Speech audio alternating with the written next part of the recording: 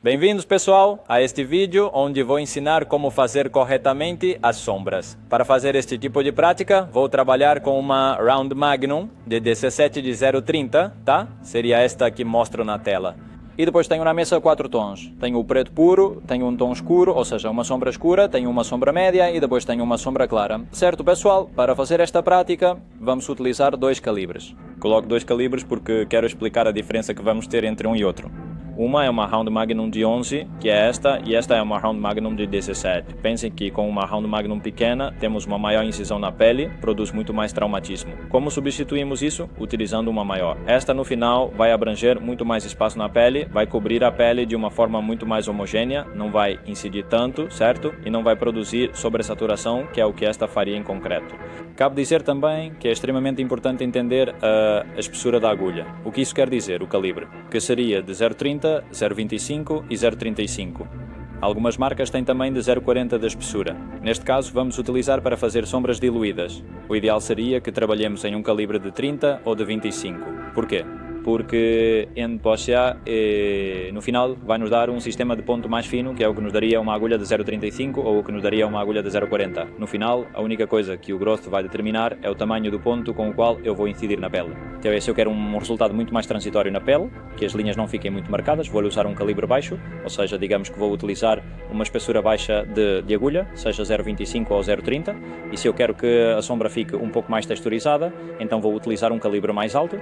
Outro ponto importante a ter em conta neste tipo de prática é a correta empunhadura da máquina e o movimento em relação ao ângulo. O que isso quer dizer? A máquina tem que ter um ângulo ou de 90 graus, que vamos utilizar para fazer transições entre tons, deixando as bordas livres de cada lado e produzindo uma saturação na parte central. Depois, a 45 graus, o que vamos fazer é uma saturação muito mais direta, já que a máquina, ao estar a 45 graus, vai saturar também não somente o poro em que incidimos, mas o poro que segue. Desta maneira, vamos ter uma saturação muito mais rápida do que se trabalhássemos o tempo todo a 90 graus. Então, o que vamos fazer é o seguinte: agora eu vou fazer uma prática com movimento a 90 graus aqui e depois com movimento a 45 graus aqui. Vou utilizar o tom escuro, não vou utilizar preto puro neste caso. Por quê? Porque não quero que a pele fique muito manchada e quero que possam apreciar exatamente o que quero explicar. Primeiro, 90 graus.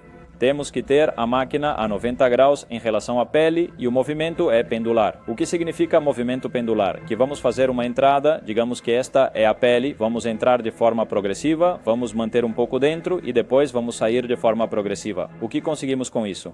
Conseguimos que os cantos fiquem liberados, que não se veja nenhum ponto de entrada, nenhum ponto de saída, ou seja, não vamos ver nenhum corte e vamos ver o alcance de saturação no centro. Também é extremamente importante que não inclinemos a agulha em ângulos estranhos. Por quê? Porque vai nos produzir linhas cruzadas. Então temos que colocá-la a 90 graus. Digamos que temos que criar linhas em forma de pente.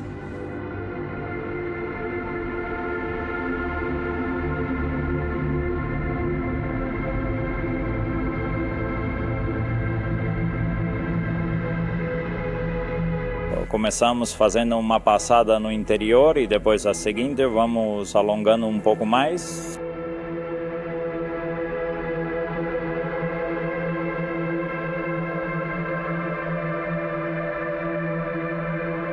Isso seriam algumas passadas. Agora incidimos um pouco no centro, um pouquinho mais curto e outro pouquinho mais curto. Uma vez que temos a pele aberta, é muito mais fácil incidir sobre ela, já que não temos essa resistência de ruptura que é a que costumamos ter no início.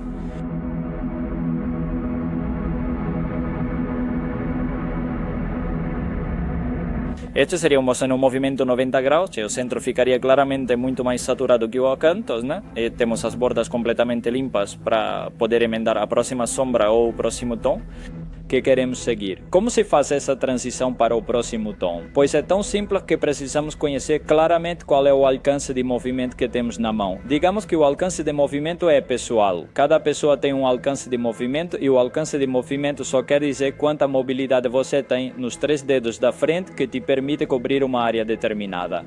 Se eu, por exemplo, estou aqui e quero fazer uma sombra, qual é o alcance que tenho? Pois eu, por exemplo, o alcance me leva daqui até aqui, ou seja, eu poderia fazer uma sombra neste alcance de movimento, porque é o alcance que tenho de mão. Há pessoas que têm um alcance mais curto, que ficaria mais ou menos talvez daqui até aqui.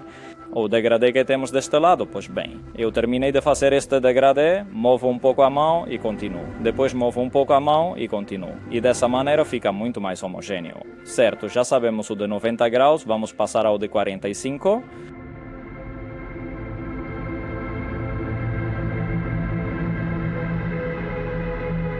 Primeira passada, agora alongamos um pouco mais a segunda. Pensem que a voltagem é muito pessoal. A voltagem só indica a velocidade com que a agulha entra e sai. Então, temos que adaptar a voltagem ao movimento da mão para ter uma saturação correta. Como sei se a voltagem que devo usar é alta ou baixa?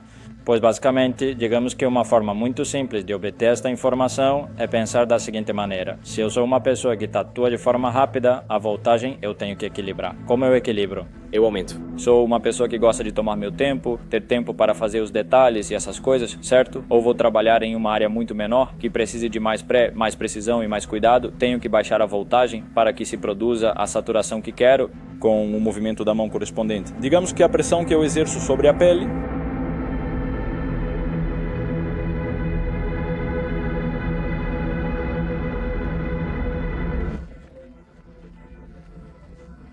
é muito mais forte uma vez que estou dentro, tá?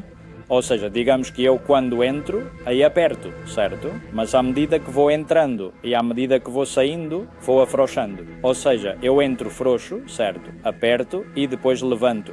Entro frouxo, aperto e vou levantando. Dessa maneira ocorre saturação no centro, sabe? E deixa as bordas completamente limpas. Por quê?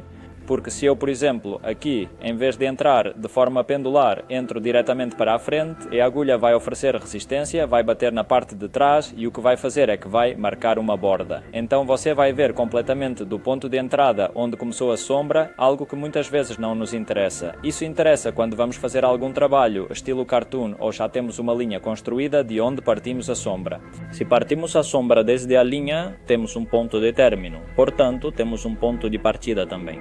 Isso aconteceria.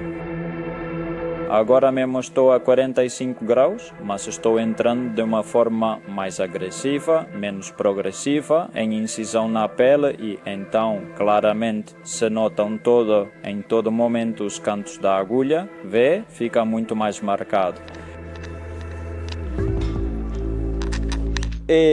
Pessoal, já temos curso disponível. Esta aula está completamente disponível através da plataforma de Mastering para todas as pessoas que querem aperfeiçoar seu realismo e conseguir resultados como esta peça. É tão simples. Acesse o link que deixo aqui embaixo e nos vemos lá dentro.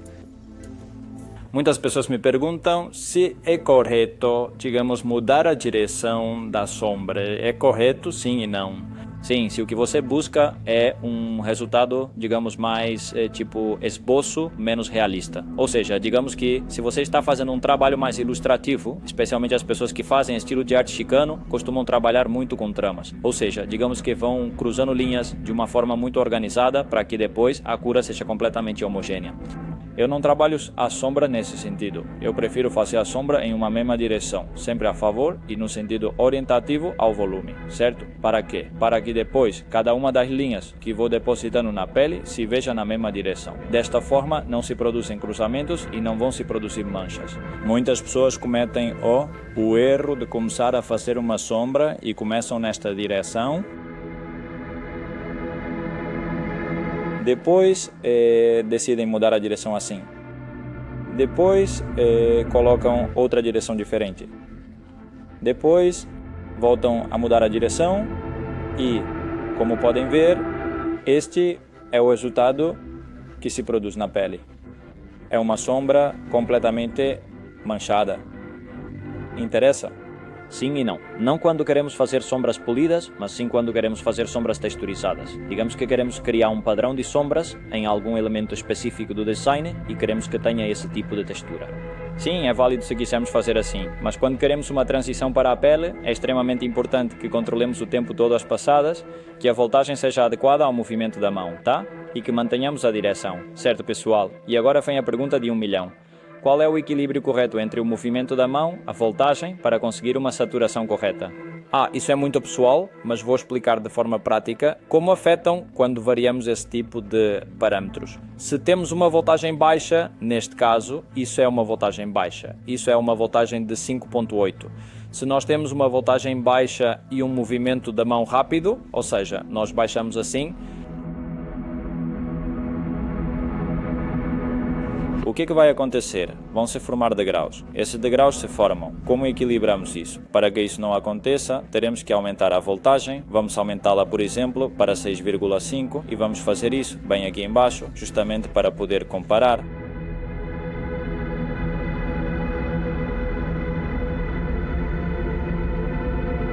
Agora vocês vão ver que os degraus continuam se produzindo, tá? Aqui podemos ver degraus, mas cada vez os degraus se produzem de uma maneira muito mais próxima, ou seja, ficam mais juntos uns com os outros. Então, neste caso, para que eu chegasse ao meu ponto exato de equilíbrio, teria que aumentar ainda mais um pouco o voltagem com esse movimento da mão que vocês viram. Outra forma de regular este ponto em concreto, digamos que se eu tiver um voltagem baixo e quiser que o movimento se equilibre, eu teria que trabalhar de uma forma lenta. Está bem? Teria que trabalhar desta maneira. E você dirá, o que acontece se eu tiver uma voltagem alta e um movimento da mão lento? Quando você tem um movimento da mão lento e uma voltagem alta, vamos aumentar a voltagem para, sei lá, para 7, por exemplo. A máquina fica um pouco acelerada, certo? E você tem um movimento da mão lento. Então, o que aconteceria?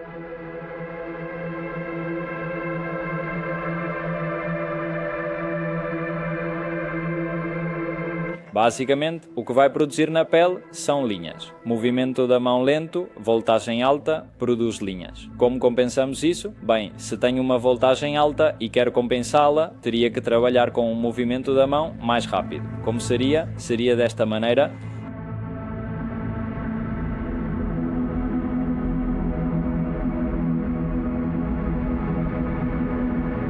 Certo, pessoal, em resumo, movimento da mão rápido, voltagem alta para equilibrar. Movimento da mão lento. Voltagem baixa para equilibrar. Certo, pessoal? Chegados a este ponto, já entendemos perfeitamente o que teremos que fazer para conseguir um equilíbrio correto e uma sombra completamente homogênea. Neste caso, vou mostrar uma prática de como faço uma transição do preto puro para a pele. Vou mostrar para vocês neste quadrinho aqui. A primeira coisa que vamos fazer é dividi-lo, tá? Digamos que até esta área específica vamos ter preto puro. Aqui deve haver um ponto de transição até o próximo tom, que vamos colocar como tom médio. O tom médio terminará mais ou menos nesta área e a partir do tom médio vamos fazer a transição para a pele. Eu sou uma pessoa que não trabalha com a voltagem tão alta. Eu gosto de trabalhar com a voltagem baixa. Eu vou trabalhar a um voltagem de 6,5 porque gosto de controlar muito bem o processo que estou seguindo para não exagerar na saturação. Digamos que neste tipo de estilo, onde trabalhamos com negros diluídos, não temos a oportunidade de trabalhar por saturações dentro da pele.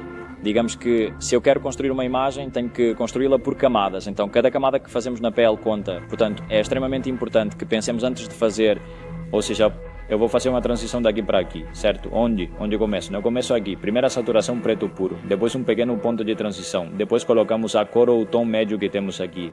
Fazemos a transição do tom médio para a frente e depois a transição para a pele, primeira camada, agora alongamos um pouquinho mais, quando chegamos às bordas, inclinamos um pouquinho a agulha para ter maior acessibilidade, tá?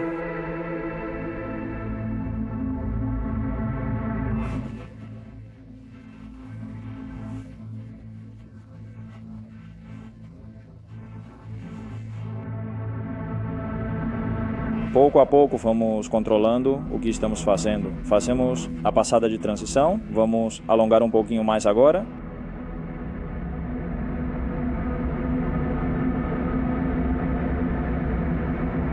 Aqui neste caso em concreto, quando chegamos a este canto, podemos cruzar, está bem? Porque vai ficar saturado no final. Até aqui poderíamos cruzar porque partimos de uma linha. E igualmente esta área vai ficar saturada de preto puro. Certo? Já temos o preto puro até aí. Vamos com o tom médio.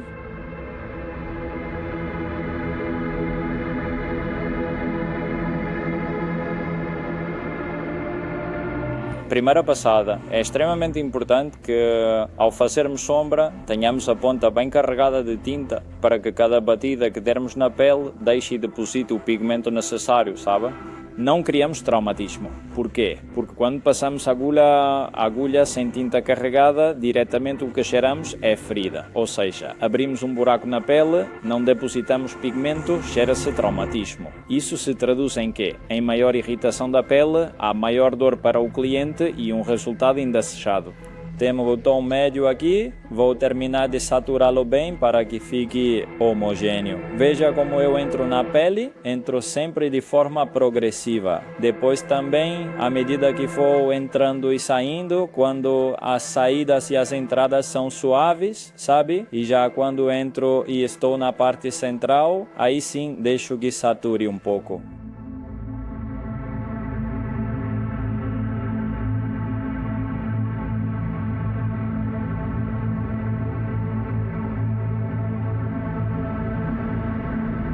À medida que nos aproximamos à transição para a pele, temos que ir levantando, tá? Digamos que a agulha vai entrar desta maneira, entramos assim e vamos levantando progressivamente, tá? Isso tira a pressão da agulha em relação à pele e se traduz em uma transição suave e transitória para ao tom exato da pele.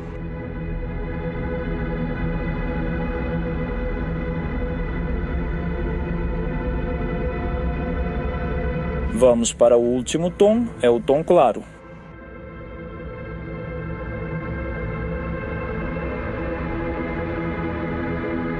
Nesse tipo de técnica, podemos nos permitir sobrepor o que já fizemos, porque no final trabalhamos com o mesmo preto, ou seja, digamos que é o mesmo tom, apenas está diluído. Se trabalhássemos com cores, deveríamos respeitar isso ainda mais, porque estaríamos modificando o tom no qual estamos incidindo.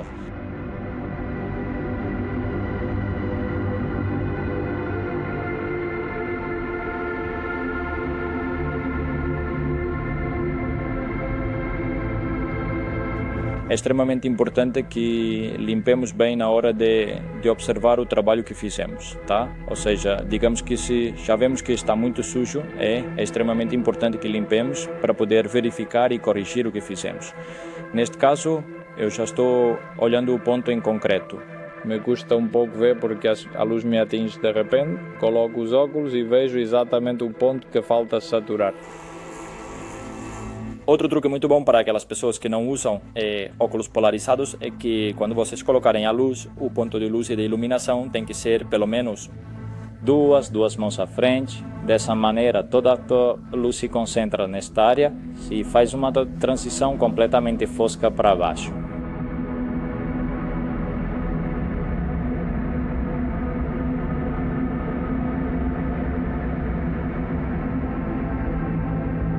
Vou pegar agora o preto puro para terminar de finalizar aqui.